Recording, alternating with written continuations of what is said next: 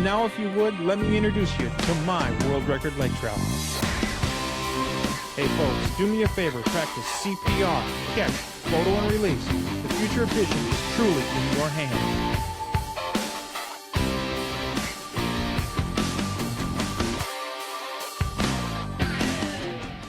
Hi everyone, and welcome to the night show.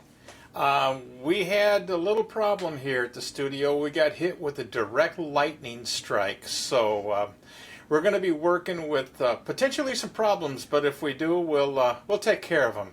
Hey, when you go fishing in Canada, Minnesota, Michigan, Illinois, Iowa, it doesn't matter where you go, most of us focus on a single species. That happens to be what we're trying to do. And I'll tell you, if you're going to Canada, if you're going to Lake of the Woods, for instance, you're going to be focused. We're going to be focusing on muskies when we go up there. But what happens when you get that bright sunny sky? What happens when absolutely nothing's going right? Well, I can tell you one thing for sure. It is an absolute miserable experience if you can't get on the fish you're looking for. So, what do? You carry extra tackle? You carry extra equipment? Maybe you carry an open mind. We do all of that. While we were at Witch Bay, we had an opportunity to go out and do something that we normally don't do. We went out and got a chance to fish walleyes. Yes, walleyes. And when I'm telling you there's walleyes off the shores of Witch Bay, I'm talking about some serious fish. So if you want to get on some big fish, and it's an easy fishery, we're going to talk tonight about how to do that, and we're going to show you what we did to make it happen. We were doing something that most anglers out there today call bottom bouncing. And the bottom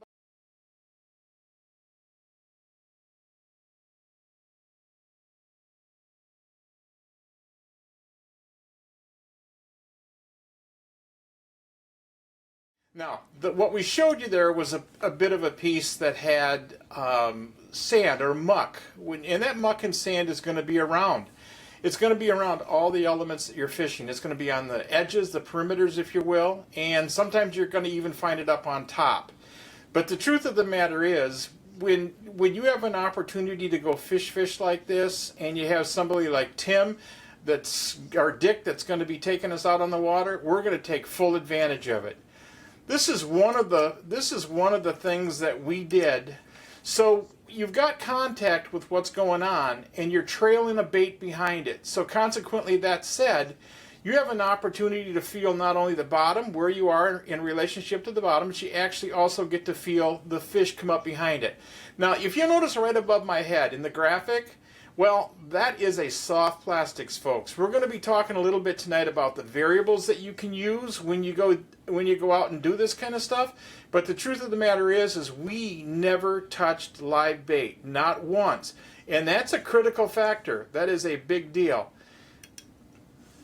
The bottom bouncer we were using was a straight arm going down, basically a 90 at the top of it, and you connected your line to that, and then your spinner came off of the back side of it. This would be representative of what the average fisherman's going to be using when they're out there. This is a rig a bottom bouncing rig that people use when they use live bait. Now, we're not doing much different with our rig, except we had artificial bait on it. A little bit later in the show here, I'm going to show you something that is kind of a trick, if you will. We really didn't take advantage of it. I learned of it after I got back. But using the bottom bouncing rig, getting up on top of these sunken islands and making full course out of it, you can catch a ton of walleyes. Let's join Bob Crone and Dick and myself as we're out on Lake of the Woods for some giant, absolute giant walleyes.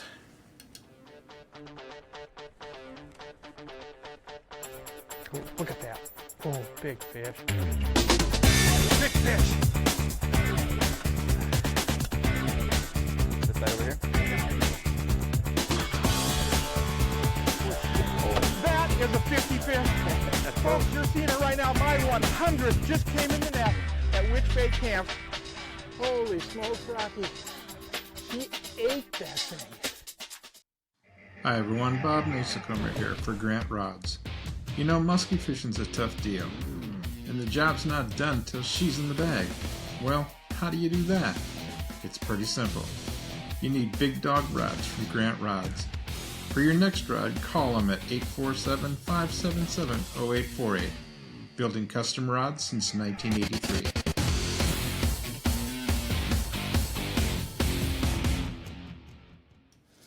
Alright, so if you're at Witch Bay, folks, you're not going to have to fish very, very far away from the door. And I'm serious about this. Now, we've just taken a general map of Lake of the Woods. And what we're going to be talking about tonight are isolated structures. They're small structures. They're structures you can manage. You're not looking for the reefs and things that we fish when we're musky fishing or smallmouth fishing. You're looking for something totally different. You're looking for things that break off into 35, 40, 50 foot of water, come up on top to say maybe 10, 12 foot where they start to come up, and might have a peak of about 6, 8 foot on top of it. Some of them might only peak at 20 feet. So knowing where the fish are in the column and how they're using these structures is key. But let's identify just a couple of them. Let's take a look at this structure right here. I'm going to circle it for you. Take a look at this element right here. Now this element gives us a 4-foot piece of structure right on top of it. Now, when I say 4 feet, that's actually incorrect. These are in meters. This map is in meters, so that's 12 feet deep. And you can see all the way around this thing you've got deep water. So you know that's going to transition up on top of that hump. And that's going to be the type of place that you're going to find the fish we're looking for. If you move down here, let's go down to the bottom of the map and I'll see if I can get it for you. Let's see. Yes, we're going to get it just on here. I will move the map up for you. But look at this. This is what I'm talking about right here. This is a 14-foot, 15-foot top, 27 foot out on the outside edge. And that gives you plenty of opportunity. Gives you plenty of opportunity to fish the type of structure we're looking at right here. You can see this depth. You can see how it steps up here. Gives you a nice food shelf. That's what you're looking for when you're looking for these areas. There are literally thousands and thousands of these areas right off the shores of Witch Bay. If we slide over here, we can find another one real quick. This is another one right here. Now this one's coming up a little higher. And I'll tell you why this one has some magic. It's also got this element that the fish can use, and it's also got this element that they can use. So you probably have saddles in between here as well. So if you're working through these things and you've got bottom control going on, you're bouncing your way through this, that's the kind of structures we were fishing. Absolutely perfect. Isolated out in the middle of the lake, you're not looking for stuff that's relative to any kind of shoreline structure. You're looking for stuff that is totally out in deep water. These fish are in summer period. They're utilizing water 45 foot deep. No ifs, ands, or buts about it. Not that you don't want to catch them in 45 foot. It's not good on the fish. Try to stay above 30 feet if you can to catch these fish, especially if you're catching and releasing. But you can see this element I just circled here for you. Perfect. Absolutely perfect. No ifs, ands, or buts about it. That's the kind of stuff we're looking for if you really want to get out and have some fun on these fish. Wow! That thing like to jerk it out of my hand. Yeah, they can hit that thing going the other way. Holy moly. Typically the cloudy days can be better than the bright days like yesterday? Not necessarily. Not necessarily. No. I think the bright days bring the crayfish up on top of the rocks. Oh, I That's see. what they're up here chasing is those crayfish. I see.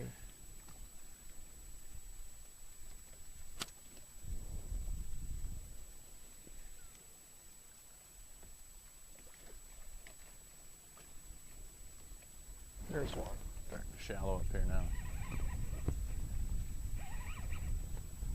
Good one? Probably 3 pounds, 4 pounds maybe. Fighting nicely.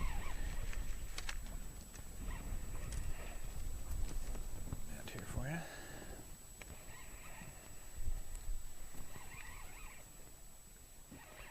Wanting to stay under the boat.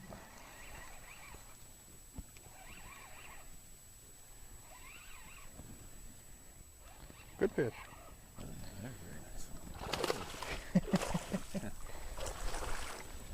There we go. Well, so I was wrong. Yeah, so you were wrong. Yeah, 3-4 pounds. I was wrong, huh? Can't always be right. Very nice. Yeah. I think she hit it a couple of times too before I got her. Yeah, they have a tendency to crawl up on that worm a little ways. Yeah. Can you hand me the needle nose pliers that are right there? Thank you. Need to get those in my pocket. That little bitty flesh hook, but they hook really well. I don't know, I'd say probably what, 25? Yeah, The 25 pelican maybe. wants that fish. Pelican wants this fish. Pelican, you may have to wait for this fish. Sorry, but you may have to wait for this fish. They are pretty, aren't they? Mm-hmm. Let's get slimed with walleyes. Nice. Changing? Oh, I just need to rebait. Oh, I had one there too, and he took the back half of the worm off. tell you, while you're digging those out, you might want to put out a couple on the floor there. I'm gonna stick with that big orange. Yeah. Head like that.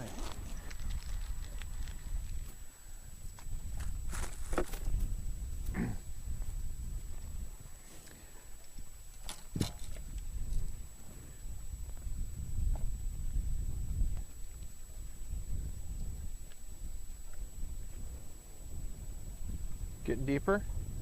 Oh, about 21. 21 feet. 21. He fell off the edge here. We'll be turning around. Not till I get this fish.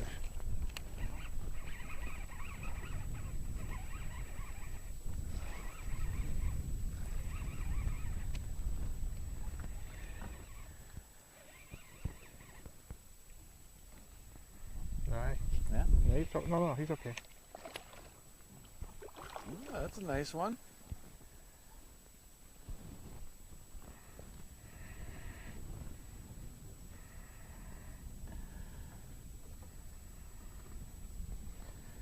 I don't know what it is about those fish, but they'll sit in the palm of your hands. Even a big one. I've had 12 and 13 pounders do this. Give you about 30 seconds before they got to go anyplace.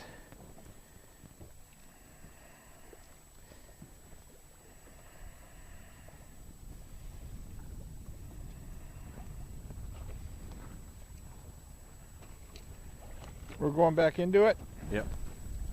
We're out here in about 45 feet. Pull us back in. 45 feet. Oh, man. That's where Bob likes to fish. Oops. Where the big ones hide out. You do better with top water out here in this deep. Yeah. That's what I kind of figured. Yeah. Yeah, top water's the magic out Top here. water. Buzz baits. Buzz baits. Buzz baits. Hula poppers in 50 feet. Yeah. Well, I like them little stick baits with the turbo props on the back end of them. Oh, yeah? They really were good. Actually, 80 feet of water is better for them. So. 80 feet. Oh, yep. Oh, there's fish down there. 47 feet. Wow. Lake trout. Trout and suckers and 49 feet. whitefish. 49 feet. You Yeah, said now go we're right. Yep. Now we're coming up. This time he did go right. Yeah. We're coming up. Yeah. We're getting back on her now. Coming back up on the hump. This is where the big ones lie. You have a lot of folks come up that cross over between the walleye and the muskie and the walleye and the smallmouth, and they just kick back and forth depending Yeah. on the day and the Yeah. condition. You know, this is such a great area to catch multi-species, so everybody comes up here with the idea they're going to fish for all the fish. Yeah. You know, spend a little bit of time doing everything. Pick your days a little bit, you know, that way you can kind of, you know, if you get a tough day for the muskies, then do some walleye Do fishing. some walleye. I know. I really need to do more of that. We spend so much time specifically chasing muskies Mm-hmm. that we miss a lot of the experience, if you will, because we work so hard to get those big fish. Mhm. And there are times when you say to yourself and to everybody else, you can't catch them in the cabin, which means you got to keep casting. That's right. But to break away for a couple hours and go fish some shorelines and stuff for smallmouth gives you a little bit of a breath of fresh air and go back to work again. We're going to do more and more of it, I think. You know, this is such a great fishery. There's plenty of opportunity here to fish everything. And, Yeah. And they're all right here. So.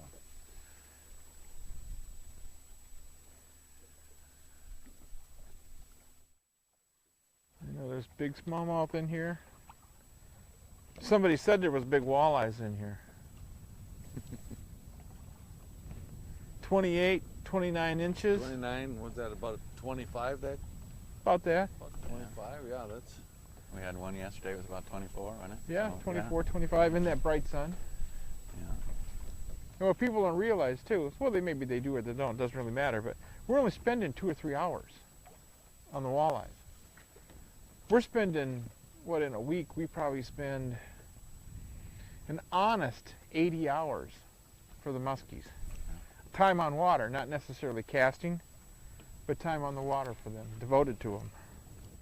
One thing I think is kind of cool about what we're doing here, you could take somebody that doesn't have the physical capabilities of going out casting, Mm-hmm. put a rod and reel in their hand and let them bounce these things and catch big fish. Yes.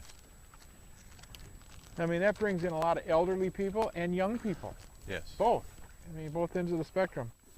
It's a simple way to fish. A little bit of practice to start with, and off and running. Doesn't take too much to learn. You guys have the locations pinpointed. Yeah, that's our job, is to find the spots, get you to them, Yeah. get you back. And Now, would you run trail boats with you, or would you just take people in your boat? I usually run trail boats. So you would come out to an area like this with, say, 3 boats. Sure. And then disperse everybody and say, okay, kind of pick up on the 20-foot line, don't go deeper than the 30-foot line, and kind of stay in that zone, Right. and just meander around and do the best you can. Right. Oh, cool. Teaching them, of course, the technique of the bottom bouncing itself. Try to get, anybody who's unfamiliar with it, you try to get a person in your boat at least once during their stay to really fine-tune their presentation. But otherwise, you get them right alongside you. I tell them, just get right beside me. Go the same speed I'm going. Yeah. If you're using the same lure, go exactly the same speed I'm doing. Yeah, follow the same track and everything. Once you get to learn what you're feeling for here, how far back your line is, how hard your sinker's hit, and those sort of things, then you can take off and go anywhere on your own. But to start with, just get right with me. Get right beside me. Yeah, that's a cool deal. I think one thing the governments need to learn is the value of that. Mm-hmm. The value of getting somebody familiar with the sport, technique, the feel of the technique, Right. and then the locations. It's so critical that tourism's a huge, huge industry. It's got to be Canada's largest. Right. I mean, I would assume that it is. So you take an industry that large, and you would have to get behind with positive support and get as many people as you can, educating people so they'll come back. Right. They want to enjoy the experience. I mean, let's face it, it costs money. Right. So at the end of the day, when you cash in all your chips, the value is in your experience itself, nothing else. Doesn't matter if you caught the biggest fish of your life, the smallest fish of your life, it's the experience. And if people come up here and learn from that experience and in fact catch their biggest fish, they're coming back. That's right. So were you paying attention there?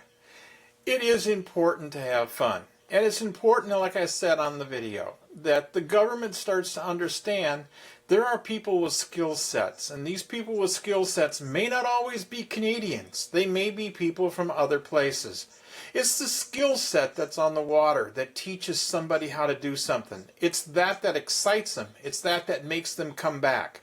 And tourism being as big as it is, you would think that the ministry would open up their arms and offer opportunities for people with gainful knowledge to come up there and teach clients of the resort exactly what they're doing. It's a key thing.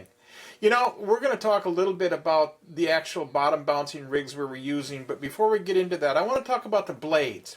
If you understand anything at all about spinning rigs that are on there. And I don't profess to be a walleye expert by any stretch of the imagination. I can hold my own for muskies, no doubt about it. I can hold my own for lake trout, northern pike, peacock bass. I can hold my own on a lot of species. But when it comes to walleye fishing, I catch them by accident. And oh, by accident, I've caught walleyes right there at Witch Bay, 33, 34, and 35-inch walleyes. Folks, you're talking about walleyes that are 15 pounds. I had Chad Hopke with me. We were doing a muskie show, and he caught one on a JP6 that was 35 and a half inches long. That is a very, very big fish. But back to the blades. You have basically three different types of blades that you're going to be using on these spinning rigs. You're going to have a Colorado blade, which is a broad fan blade. It's what we use, obviously a smaller version of it, but it's what we use on our inlines for our muskies. It's the same thing.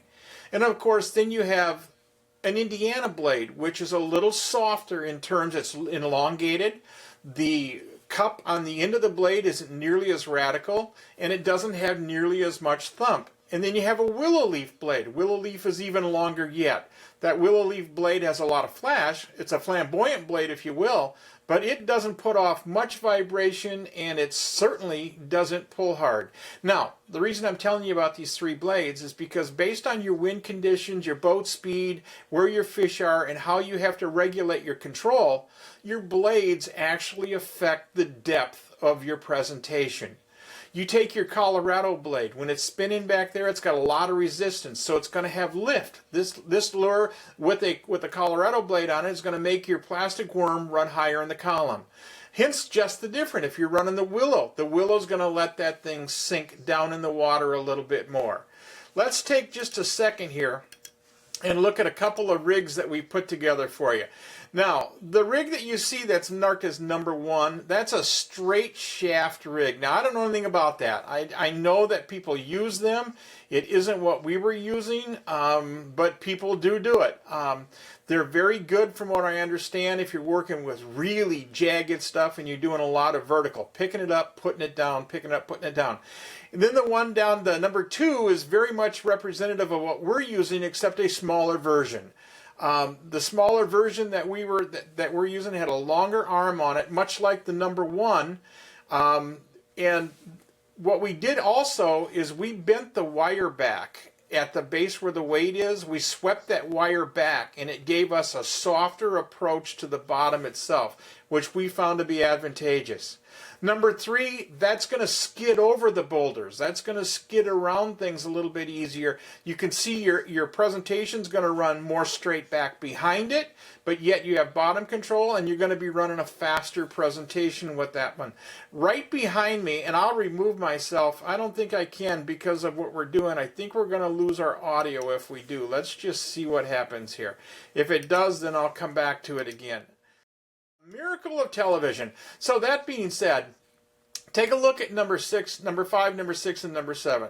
These are all straight elements, and the people that are using these, man, I'll tell you, they love them, especially the ones that are pliable. Ted Takasaki and I were fishing one time, and he was talking about the variables of this bottom bouncy stuff. And this was before I had an opportunity to go out and experience it.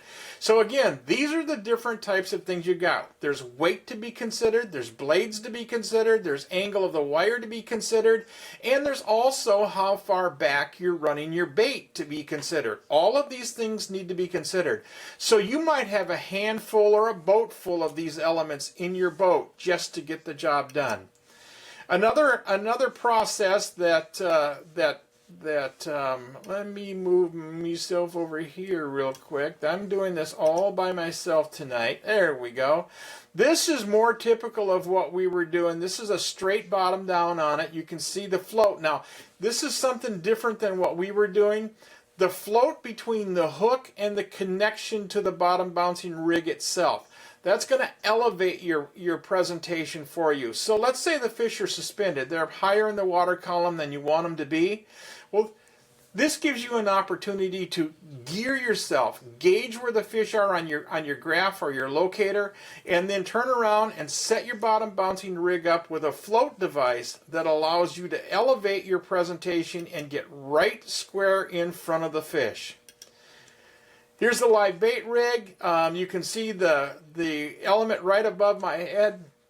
Element right above my head is the type we were using. It has the artificial on it. The one above that is the leech or the minnow rig that the live bait fishermen prefer. And this is something that's always kind of mystified me, because I'm not a live bait fisherman. So I've never put a lot of merit, if you will, into having to go to live bait. I know people do, and I know people catch fish doing it. But we filled the boat in, we had about an hour and a half one day, and we had about 2 hours the other day. And we literally filled the boat off the shores of Witch Bay and never touched a piece of live bait. That's key to me. Let's get back and enjoy just a little bit of what Dick, Bob, and I were doing.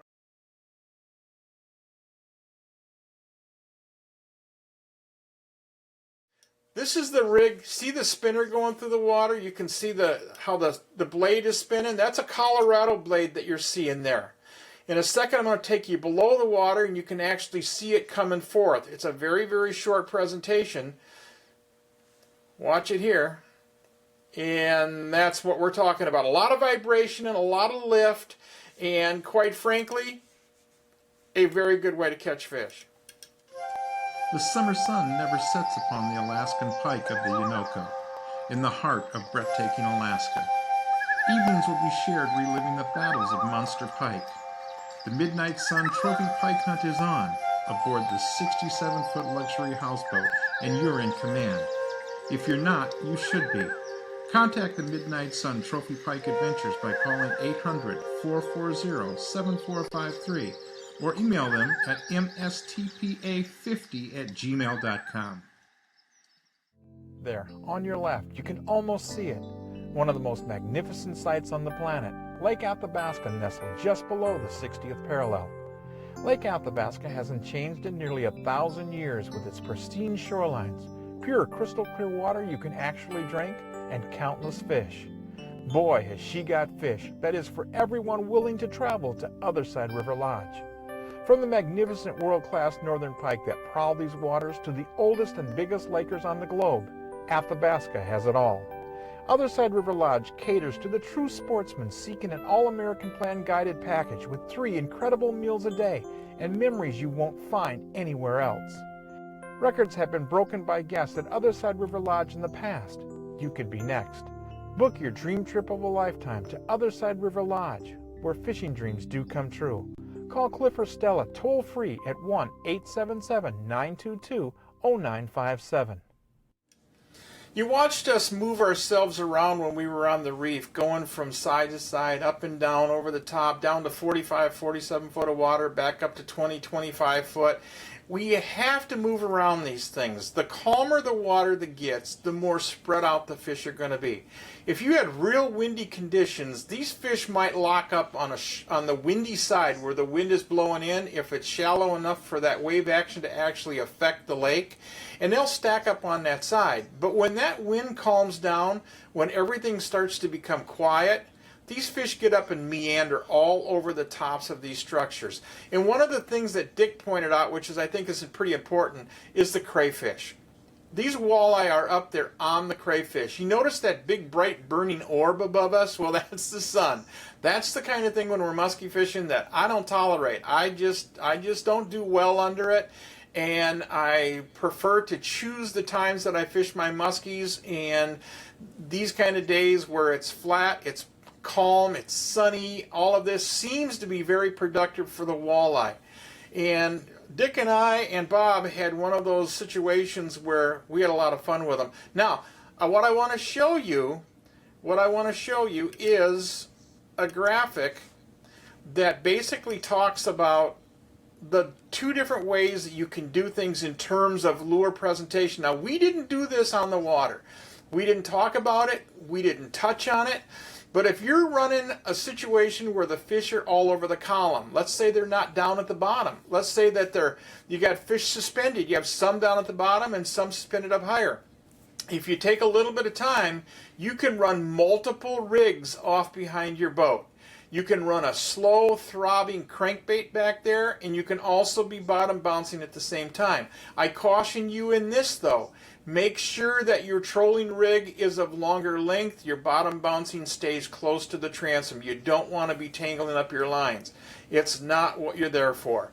And we did, like I said, we didn't get a chance to do this, but I guarantee you it's something that does get done. No ifs, ands, or buts about it. Making a turn, huh? Yeah, we're going to try to get on back out there again. How deep are we? About 29, almost 30 now. Yeah. This point extends out with the big long rock bar, but it comes up to an 18-foot hump out on the end. And they're kind of hanging out around that. So it's a big, basically flat, surrounded by deep water with a hump on the end of it. Right. And there's tons of crayfish on these humps, isn't there? Yes. Yeah. Literally tons. For the average person that does not have the depth finders and stuff like we have on the boats, would you recommend that they come out with a buoy marker? Yes, yes, that's very helpful. Get on top of these, these reefs and mark your position, and then just widen your circle from your mark, your original position.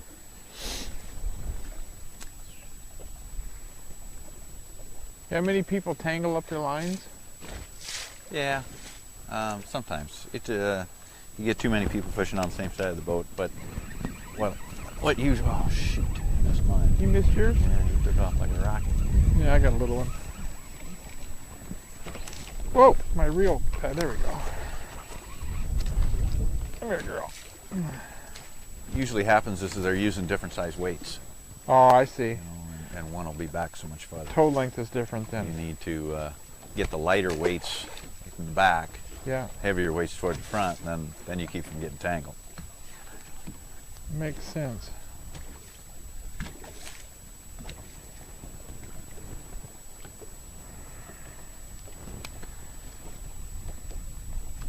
And it doesn't really matter if the worm spins or No, it doesn't seem to. doesn't seem to.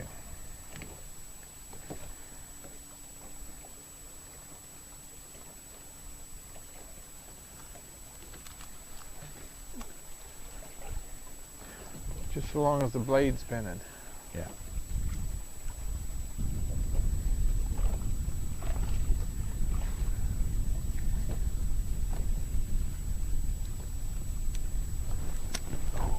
Yes, sir? Yeah, I believe it did. Darn it! What happened there? Oh, There, got I that. got a fish. Yeah. I got mine. I got yours. I got mine. Oh, you got yours. All right, my turn.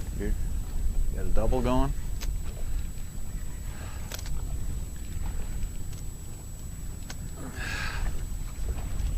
Oh, mine got off. Mine will be off in a second. I didn't get invited to the party. Yeah. There's definitely schools of fish because you go, and then you go bang, bang, bang, bang. Yeah. So they're definitely milling around down there as a group.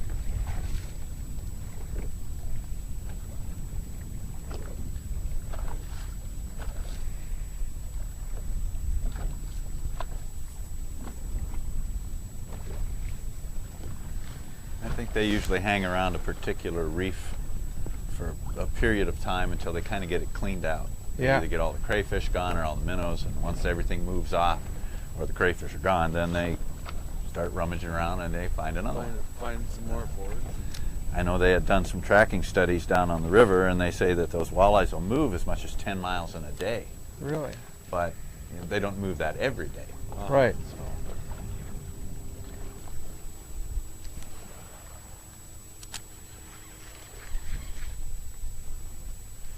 Get her? Got one. Yeah, Good one. a little bit bigger one like that yet, but it's a nice one. Maybe that. Yeah, it might.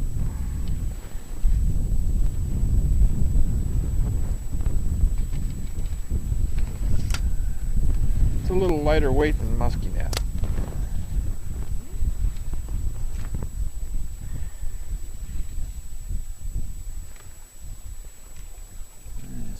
big, yes.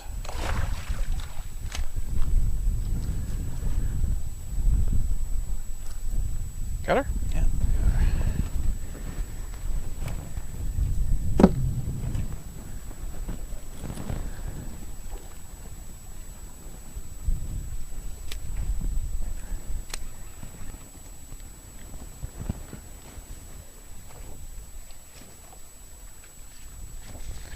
What would you suggest people bring as far as equipment?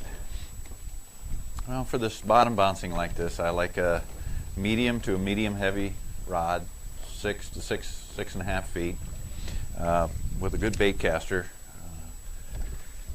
Spool that up with, I like the braided lines, 12 pound, or you can use mono also. And then for jigging, I like a good spinning rod, medium power spinning rod, and I've been using 8 to 10 pound fire line on that, the braided. Yeah. It seems to work really well. Looks like a good one. One hit you good? And curled right up on her. Not too bad. Need the net for that one? And maybe. I don't think he's huge, but it's a nice one. I've got a net. It's a nice one. In the bag. That's a nice fish. Nice fish, huh? Get up in about that 20-inch range. Yeah.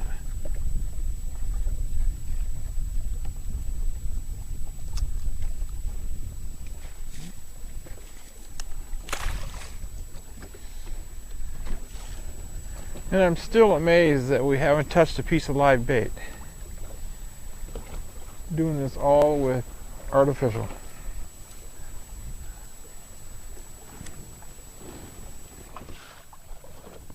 There's one.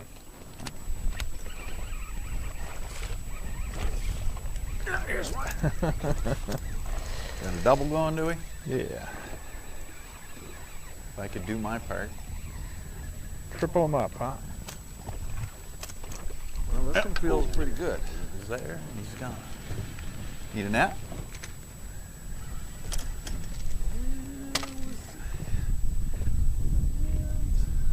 Nice, nice. Very nice. Nice fish. Thank you very much. About 20, 21. Yeah. Nothing wrong with this action.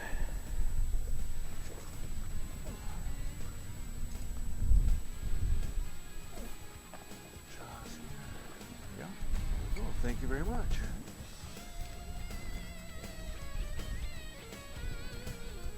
Oh, you turned the trolling motor pedal off, huh?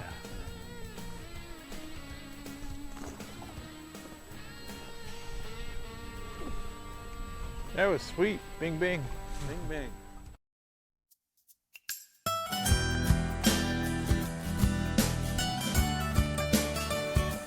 Bring her back. Oh, hold tight, hold tight.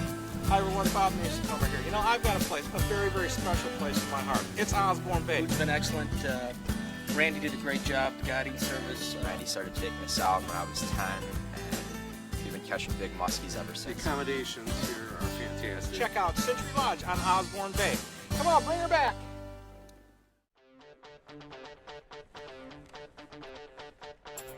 Oh, look at that. Oh, big fish. Big fish. This side over here? That is a 50 fish. Folks, you're seeing it right now. My 100th just came in the net at Witch Bay Camp. Holy smokes, Rocky. She ate that thing. Yeah, well, it's just a little bit easier to catch the walleyes than it is the muskies, no doubt about that. Hey, Al Linder and I were sitting one day and we were talking, and one of the things that I never forgot that Al was talking about, they had underwater cameras down on a famous walleye lake. And he said, Bob, you couldn't believe the carpet of walleyes that come up on top of these structures. They came up and they were just ravenous. They ate everything in sight as they went over the top of it. Once they were done feeding, they moved on. Now, you heard Dick talk about the range that these walleyes have got. People don't realize how large the range of these fish are. Some of these fish have got home ranges that are 3, 4, 5 miles. So when you start thinking about that and start looking at the various pieces of structures that are in the proximity that they're moving, you need a good map. You need a good mapping system, and you need to learn how to use it. Because these fish move from location to location to location, and you need to be moving with them. Hey, I got something else too.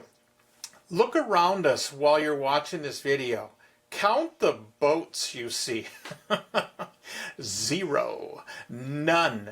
This is peak of the walleye season, and there are walleye fishermen all over that lake. Witch Bay, for instance, had more walleye fishermen in camp than all other species combined.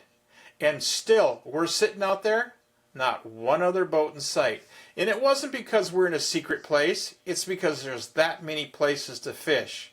Hey, I'm telling you, you want to catch walleyes, you want to have a lot of fun, you want to bottom bounce, jig fish, crankbaits, you want to do whatever you want to do, Witch Bay Camp on Lake of the Woods is going to give you that opportunity. We're going to get Steve and Gail on the show here later on in the season when the season gets rolling and start to get some input about what's going on at the lake. I really enjoy these people, and they're good to have. Let's take a couple of seconds and catch back up with.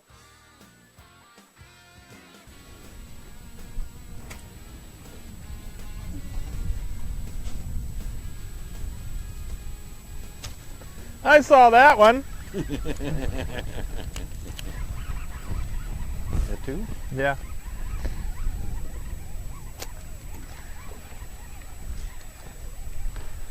Anybody requiring that? No. Oh, double. Nice walleyes. Oh, lost nice them. walleyes. Yes, very nice walleyes. Oh, What's wrong with them?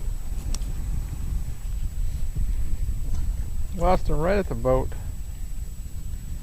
Otherwise, it would have been a double. Close to 10? Pardon? Close to 10 was it? About 9, 9.2, 9.3. Yeah. close to 10. Come on, open up. There we go. Thank you. Yeah, 9.2, 9.3. That was on a skinny day. Told one young kid one day he caught a 21-inch walleye. He was really proud of it. Young, 10 years old or whatever.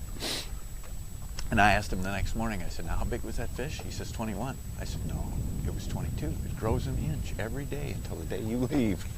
And he looked at his dad and said, really? Hit her? That's a load. That's a good one. Need the net for this one?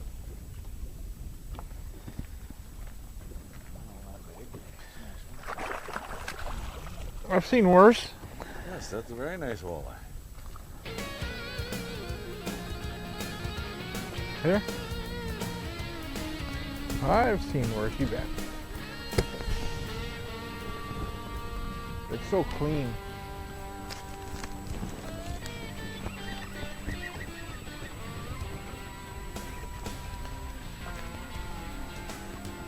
We got the same fish or what?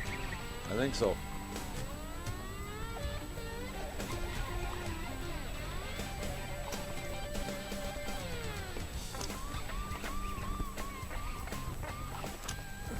Likes to pull. Huh? Likes to pull.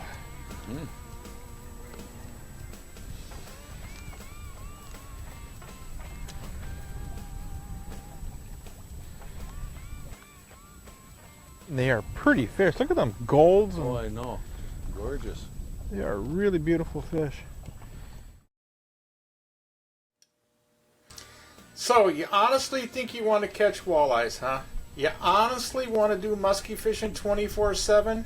I think you need to come up to Witch Bay Camp. Come on up and join these I folks. saw that one. Taste these walleyes, have a little bit of fun, meet Dick, meet the rest of the guides at the camp, Yeah. learn what walleye fishing's all about. I'm going to step out of here real quick and let these guys fish away Anybody requiring because we're working with a single mic tonight.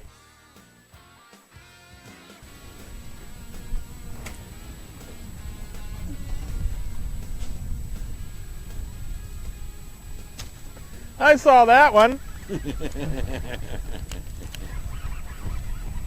two? Yeah.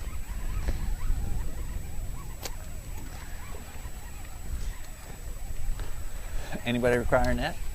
No. Double. Nice walleyes. Oh, lost nice them. walleyes. Yes, very nice walleyes. Oh, Nothing wrong with them. Lost them right at the boat. Otherwise, it would have been a double. Close to 10? Pardon? Close to 10 with it? About 9.2, 9.3. Yeah. close to 10. Come on. Open up. There we go. Thank you. Yeah, 9.2, 9.3. That was on a skinny day. Told one young kid one day he caught a 21-inch walleye. He was really proud of it, young, 10 years old or whatever. And I asked him the next morning, I said, now how big was that fish? He says 21. I said, no, it was 22. It grows an inch every day until the day you leave. And those are the stories that go home with the guests at Witch Bay. You know, we're limping through this tonight. Lightning hit us, a direct hit today, knocked out a bunch of stuff for us. And we're actually working on tonight on technology that we haven't had out of the box in probably 10 years. So that being said, I apologize for some of the messed up stuff tonight. I can guarantee you my thought process wasn't as straight as it should be. But that being said, don't let that bother you.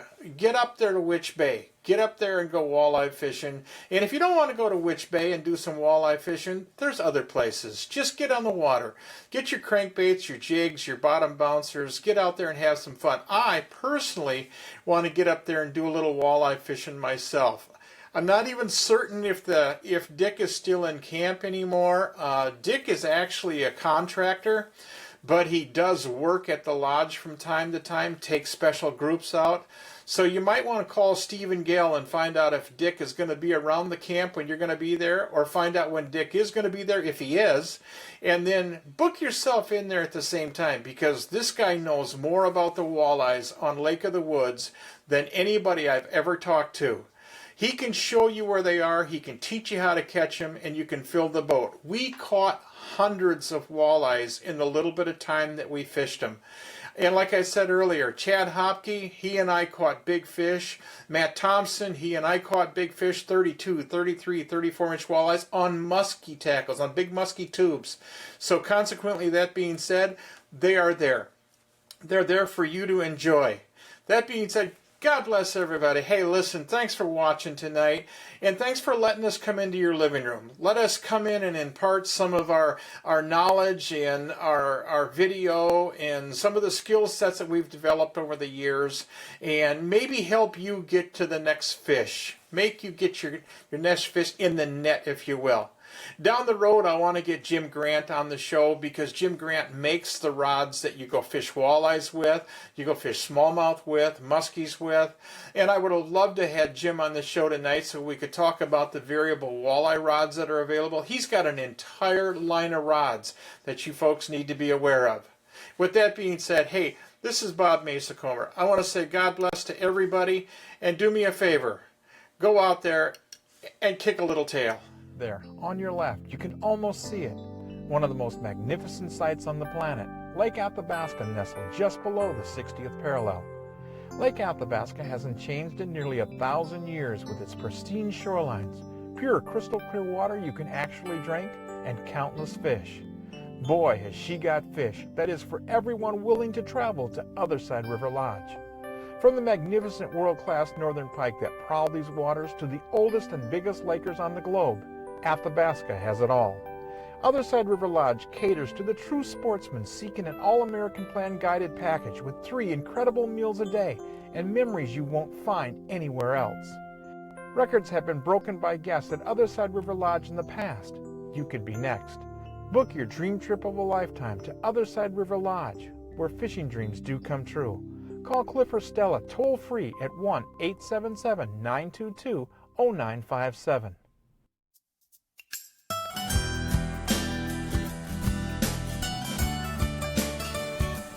Bring her back. Oh, hold tight, hold tight.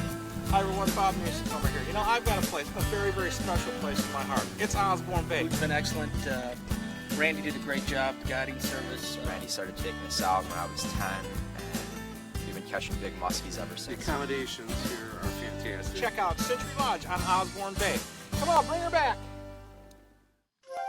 The summer sun never sets upon the Alaskan pike of the Untitled, in the heart of breathtaking Alaska. Evenings will be shared reliving the battles of Monster Pike.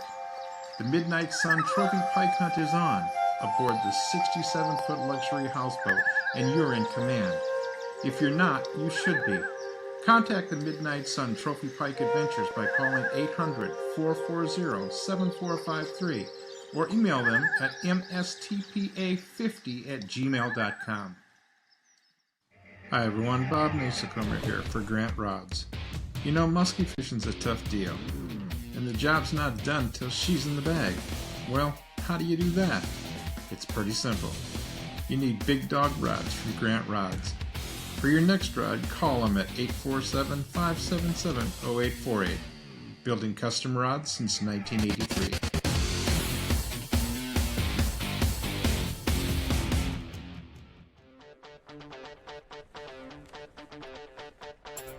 Oh, look at that. Oh, big fish. Big fish. This side over here?